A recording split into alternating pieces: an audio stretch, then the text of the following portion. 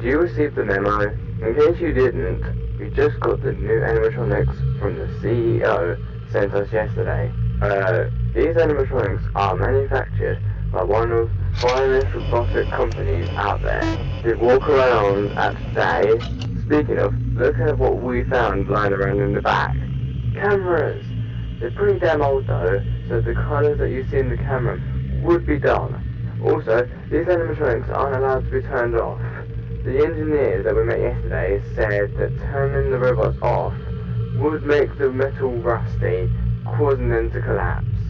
Yeah, you have to keep track of them wherever they go. You can close the door shut if you see them coming through your office. These doors are special and do require a lot of power. I think it's because the door is powered by some kind of piston system, and it keeps pushing itself down to keep the animatronics from pulling the door.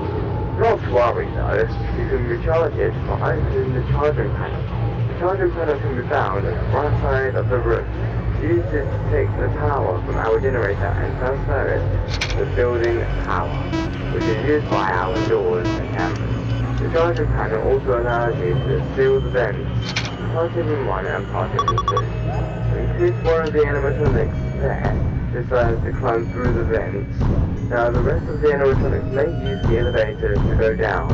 You can control where the elevator is by the camera. Just switch over to Cam 14 and you can control the elevator there.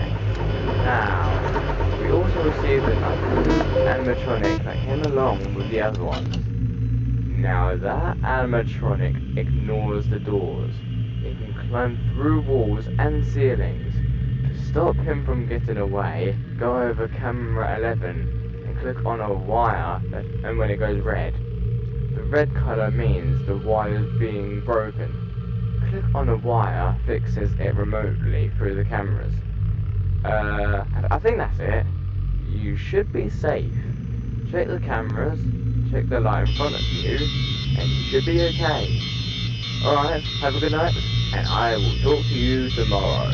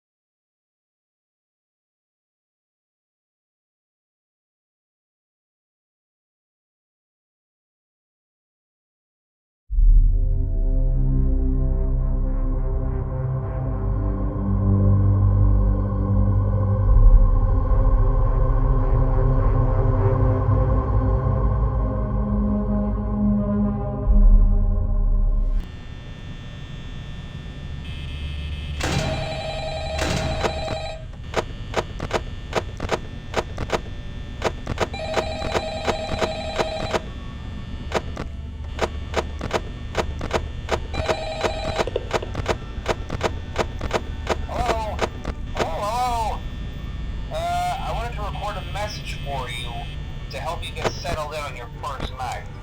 I actually worked in that office before you. I'm finishing up my last week now, as a matter of fact, so I know it can be a bit overwhelming, but I'm here to tell you there's nothing to worry about. You'll be fine. So let's just focus on getting you through your first week, okay? Let's see. First, there's an introductory greeting from the company that I'm supposed to read. It's kind of a legal thing, you know. Welcome to Freddy Fazbear's Pizza, a magical place for kids and grown-ups alike, where fantasy and fun come to life. Fazbear Entertainment is not responsible for damage to property or person. Upon discovering that damage or death has occurred, a missing person report will be filed within 90 days, or as soon as property and premises have been thoroughly cleaned and bleached, and the carpets have been replaced. Blah, blah, blah. Now, that might sound bad, I know, but there's really nothing to worry about. The animatronic characters here do get a bit quirky at night, but do I blame them? No. If I were forced to sing those same stupid songs for 20 years and I never got a bath, I'd probably be a bit irritable at night too. So remember, these characters hold a special place in the hearts of children, and we need to show them a little respect, right? Okay. So just be aware, the characters do tend to wander a bit. They're left in some kind of free roaming mode at night. Something about their servos locking up if they get turned off for too long. They used to be allowed to walk around during the day too, but then there was the bite of 87. Yeah. It's amazing that the human body can live without the frontal lobe, you know? Now, concerning your safety, the only real risk to you as a night watchman here, if any, is the fact that these characters, if they happen to see you after hours, probably won't recognize you as a person. They'll most likely see you as a metal endoskeleton without its costume on. Now, since that's against the rules here at Freddy Fazbear's Pizza, they'll probably try to forcefully stuff you inside a Freddy Fazbear suit. Now, that wouldn't be so bad if the suits themselves weren't filled with cross beams, wires, and animatronic devices, especially around the facial area. So you can imagine how having your head forcefully pressed inside one of those could cause a bit of discomfort and death. The only parts of you that would likely see the light of day again would be your eyeballs and teeth when they pop out the front of the mask. Yeah, they don't tell you these things when you sign up. But hey, first station of the breeze. I'll chat with you tomorrow. Check those cameras, and remember to close the doors only if absolutely necessary. Gotta conserve power. Alright, good night.